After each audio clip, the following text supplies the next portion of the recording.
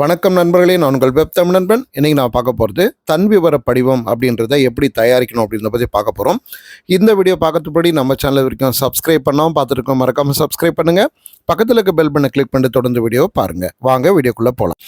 முதல்ல பயோடேட்டா ரெஸ்யூம்னு சொல்லக்கூடிய அந்த தன் விவர படிவம் அப்படின்னா என்ன அப்படின்றத பற்றி பார்க்கலாம். ஒருத்தர் வேலைக்கு சேரணும் அப்படின்னு சொல்லிட்டு ஆசைப்படுறாரு. அவர் வேலைக்கு சேர்றதுக்கு முதல்ல விண்ணப்பிக்கணும். அப்படி விண்ணப்பிக்கும் போது அவரை பற்றிய தகவல்கள் எல்லாத்தையும் ஒரு படிவத்தில் எழுதி கொடுக்கணும், அல்லது தட்டச்சு செய்து கொடுக்கணும், டைப் பண்ணி கொடுக்கணும். அப்படி டைப் பண்ணி கொடுக்குற, தட்டச்சு செய்து கொடுக்குற அதற்கு பேர் தான் தன் விவர படிவம். அதாவது ஆன்லைன்லேயும் இப்போ நம்ம கொடுக்குறோம். ஒரு காலத்துலாம் பார்த்தீங்கன்னா அதை தாளில் தான் எழுதி அல்லது தட்டச்சு செய்து கொடுப்பாங்க. அப்படி கொடுக்கக்கூடிய அந்த படிவத்துக்கு பேர் தான் தன் விவர படிவம். அதாவது தன்னை பற்றிய விவரங்களை உள்ளடக்கிய படிவம்னு பேர்.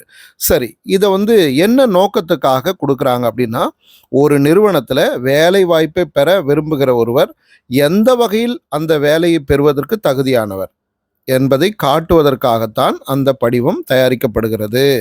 இந்த கல்வி தகுதியெல்லாம் எனக்கு இருக்குது, இந்த அனுபவம்லாம் எனக்கு இருக்குது, அதனால் உங்கள் கம்பெனியில், உங்கள் நிறுவனத்தில் வேலை செய்ய எனக்கு தகுதி இருக்குது, எனக்கு அந்த வேலையை கொடுங்க அப்படின்ற ஒன்றை அவர்களுக்கு சொல்லுவதற்காக, தெரிவிப்பதற்காக, அதை நோக்கமாக கொண்டு தான் இந்த படிவம் தயாரிக்கப்படுகிறது. சரி, இதனுடைய பயன் என்ன? நம்ம எந்த நிறுவனத்துக்கு விண்ணப்பிக்கிறோமோ அவங்க ரொம்ப வேகமாக நம்மை பற்றிய தகவல்களை புரிந்து கொள்வதற்கு இந்த படிவம் பயன்படும். அப்போ நம்ம மேலே ஒரு நல்ல எண்ணம் வரும். அப்போ சீக்கிரமாக என்ன பண்ணுவாங்க, இவங்களுக்கு வேலை கொடுக்கலான்னு முடிவு பண்ணி நமக்கு வேலைக்கு அந்த அழைப்பு மடலை அனுப்புவாங்க, அல்லது தொலைபேசியில் தொடர்பு கொண்டு உங்களுக்கு வேலை கொடுக்குறோம் வாங்க அப்படின்னு சொல்லிட்டு அழைப்பாங்க. அதனால் முழுமையுமாக நம்முடைய தகவல்களை இந்த தன்விவர படிவத்தில் கொடுக்கறதுக்கான முக்கியமான நோக்கம், முக்கியமான பயன் என்ன அப்படின்னா, நமக்கு வேலை சீக்கிரம் கிடைக்கணும். அந்த வேலை கிடைக்கிறதுக்கு இந்த படிவம் மிகப்பெரிய பயனுள்ளதாக அமையும். அப்போது இது எவ்வளோ முக்கியமானது? ரொம்ப ரொம்ப முக்கியம் இல்லையா? அப்போது வேலை தேடுகிற ஒவ்வொருவரும் இந்த தன் விவர படிவத்தை தயாரிக்க கற்றுக்கொள்ள வேண்டும். அதுக்காகத்தான் அந்த வீடியோ மேக் பண்ணியிருக்கோம். முதல்ல என்னென்னலாம் அதுக்குள்ளே அடங்கியிருக்கும் அப்படின்னு பார்த்தீங்கன்னா, தன் விவர படிவத்தில் முதல்ல பெயர் இருக்கும், தந்தையார் பெயர், பிறந்த நாள், வயது, பாலினம், தேசியம், அதாவது என்ன நாடு அப்படின்றது, அப்புறம் கல்வி தகுதி இருக்கணும், தொழில்நுட்ப தகுதி, முன் அனுபவம், தற்காலிக முகவரி, நிரந்தர முகவரி, மின்னஞ்சல், கைபேசி, அறிந்தோர், இந்த மாதிரி தகவல்கள் எல்லாமே உள்ளடங்கி இருக்க வேண்டும். அப்போது இதை நல்லா உற்று பார்த்தீங்கன்னா தெரியும். முதல்ல நம்மை பற்றி அடிப்படை தகவல்கள்லாம் கொடுத்துட்றோம். பேர், அப்பா பேர், பிறந்த நாள், நான் ஆனா பெண்ணான்னு கொடுத்துறோம், இந்தியனா இல்லை வெளிநாட்டை சார்ந்தவங்களா அப்படின்றத கொடுத்துட்றோம். ரெண்டாவது பார்த்திங்கன்னா நம்முடைய கல்வி தகுதி, நம்ம என்னெல்லாம் படிச்சிருக்கோம் அப்படின்றத வரிசையாக நம்ம பதிவு செய்கிறோம். அதுக்கு அடுத்து பார்த்திங்கன்னா கூடுதலாக என்ன தகுதி இருக்குது அப்படின்றத தெரியப்படுத்துகிறோம். நமக்கு தட்டச்சு தெரியும், இல்லை கூடுதலாக கணினி இயக்க தெரியும், அப்படி அந்த மாதிரி. அடுத்து பார்த்திங்கன்னா முன் அனுபவம், ஏற்கனவே நம்ம எங்கே வேலை செஞ்சுருக்கோமான்ற தகவல்களை நம்ம தெரிவிக்கிறோம். இப்போ இந்த 3 விதமான தகவல்கள் ரொம்ப ரொம்ப முக்கியம். நம்மை பற்றிய அடிப்படை தகவல், நம்முடைய கல்வி கூடுதல் தகுதி, அடுத்தது நம்முடைய பணி அனுபவம். இந்த 3ம் மிக மிக முக்கியமானது. இதுதான் நம்மை வேலைக்கு அமர்த்துவதற்கான கருவியாக இருக்க போகிறது. சரி, வேலை கொடுக்குதுன்னு முடிவு பண்ணிட்டாங்க. அப்போது அந்த தகவல்களை எப்படி தெரிவிப்பாங்க அப்படின்னு பார்த்தீங்கன்னா, அதுக்கு நம்ம தற்காலிக முகவரி அல்லது நிரந்தர முகவரி கொடுக்குறோம். அப்படி இல்லைன்னா மின்னஞ்சல் கொடுக்குறோம். அப்படி இல்லைன்னா தொலைபேசி மூலமாக தொடர்பு கொண்டு நமக்கு சொல்லலான்றனால கைபேசியும் கொடுக்குறோம். கடைசியாக ஒன்று நம்ம சேர்த்துருக்கோம், அறிந்தோர். அது என்ன அறிந்தோர்னா, ஏற்கனவே எனக்கு இவங்களெல்லாம் தெரியும், இவங்கெல்லாம் எனக்கு பரிச்சயமானவர்கள், பழக்கமானவங்க, என்னுடைய ஆசிரியர் அல்லது நான் வேலை செய்த நிறுவனத்தினுடைய முதலாளி அல்லது அந்த நிறுவனத்தினுடைய இயக்குனர், அந்த நிறுவனத்தினுடைய மேலாளர், இந்த மாதிரி யாராவது ஒருத்தரை சொல்லும்போது அவங்கள இவங்களுக்கு தெரிஞ்சிருந்தது அப்படின்னா அவங்கள தொடர்பு கொண்டு யார் எப்படி என்னன்றதை விசாரிப்பாங்க, தெரிஞ்சுக்குவாங்க. வேலை கொடுக்கறது இன்னும் எளிமையாகும் அவங்களுக்கு, அந்த நிறுவனத்தை சார்ந்தவங்களுக்கு அப்படின்றதுக்காக இந்த தகவல்கள்லாம் கொடுக்குறோம். எல்லாத்தையும் முடிச்சுட்டு கடைசியாக உறுதிமொழியாக நான் சொன்ன தகவல்கள் அத்தனையும் உண்மை என்று உறுதியளிக்கிறேன்னு சொல்லிட்டு கையெழுத்து போட்டு நம்ம இந்த படிவத்தை முடித்து அனுப்பணும்னா நாம் வேலைக்கு சேருவதற்கான முதல் படியை செய்து விட்டோம் என்று நம்ம மன திருப்தி அடையலாம். அதனால் இப்போ படிச்சுக்கிட்டு இருக்கிற மாணவர்கள், பள்ளி மாணவர்கள், கல்லூரி மாணவர்கள் எல்லாருமே நீங்கள் இப்போ இருந்தே என்ன பண்ணோம், அந்த பயோடேட்டா ரெஸ்யூம்னு சொல்லக்கூடிய அந்த தன் விவர படிவத்தை தயாரிக்க கற்றுக்கொள்ள வேண்டும். இதற்கு எல்லாமே என்கிட்ட இல்லை, ஒரு சிலது தான் இருக்குன்னா அந்த ஒரு சிலதை எழுதி பழங்க, தட்டச்சு செய்து பழங்க. அதுக்கடுத்து நீங்கள் வேலைக்கு போகணும்னு முடிவு பண்ணும்போது இதை முழுமையாக தயாரித்து நீங்கள் எந்த நிறுவனத்துக்கு போகணும்னு விருப்பப்படுறீங்களோ அந்த நிறுவனத்துக்கு இதை அனுப்பலாம். விண்ணப்ப படிவம் அனுப்பும்போது கூட சேர்த்து இந்த தன் விவர படிவத்தையும் அனுப்பலாம் அப்படின்றதுக்காக தான் இதை சொல்கிறோம். சரி, சில எடுத்துக்காட்டுகளோடு இந்த தன் விவர படிவத்தை பார்க்கலாம். முதல்ல பார்த்தீங்கன்னா பெயர்.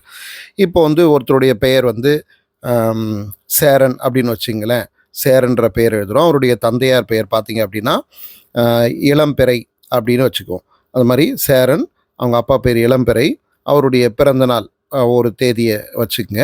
அந்த பிறந்தநாள் அடிப்படையில் வயசை முடிவு பண்ணி போடுறோம். அது 20 வயசோ 25 வயசோ 30 வயசோ அந்த வயதை போடுறோம். அதுக்கேற்ற அந்த பிறந்த நாளை ஒன்றை குறிப்பிடுறோம்.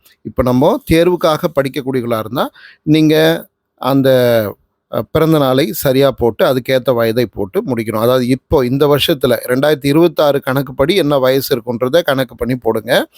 பாலினம் ஆண் பெண் அப்படின்னு இதெல்லாம் தேசியம் இந்தியன், ஏன்னா இந்தியராகத்தான் இருக்கிறதுக்கான வாய்ப்பு அதிகம்.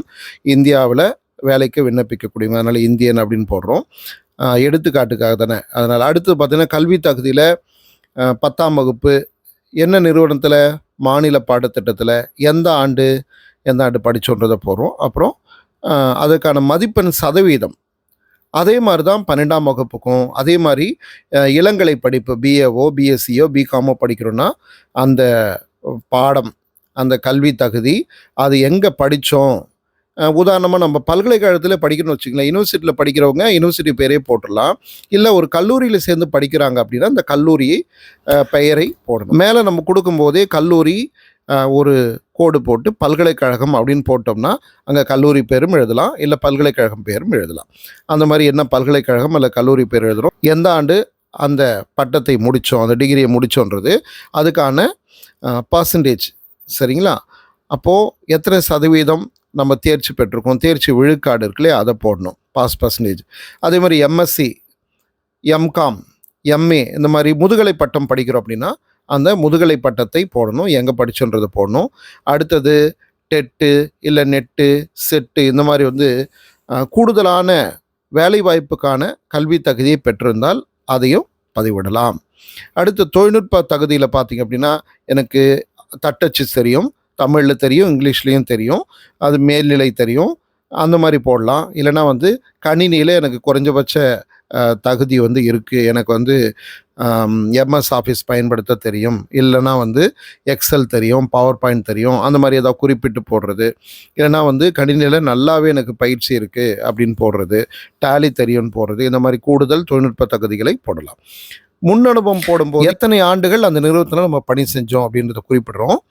குறிப்பிடும்போது என்ன நிறுவனம் போட்டு அதில் அடைப்புக்குறிக்குள்ள எந்த நாள் மாதம் ஆண்டு சேர்ந்தோம், எந்த நாள் மாதம் ஆண்டு அந்த நிறுவனத்திலிருந்து நம்முடைய பணியை நிறைவு செய்தோம், இதை குறிப்பிடணும்.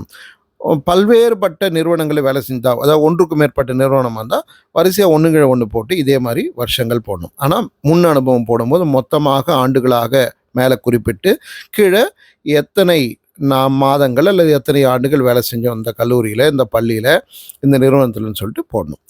தற்காலிக முகவரி நிரந்தர முகவரி ஒன்றாகவும் இருக்கலாம்.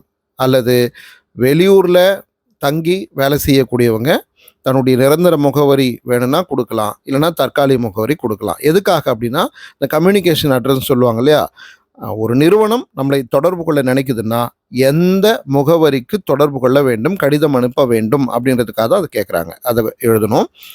அடுத்து மின்னஞ்சல் முகவரியை தெளிவாக எழுதணும், கேபிட்டல் லெட்டரில் எழுதக்கூடாது, ஸ்மால் லெட்டரில் மட்டும்தான் எழுதணும் அப்படின்னு நினைவு வச்சுக்கோங்க. கைபேசி எண், தொலைபேசி எண், சரிங்களா, எதாக இருந்தாலும் எழுதுங்க.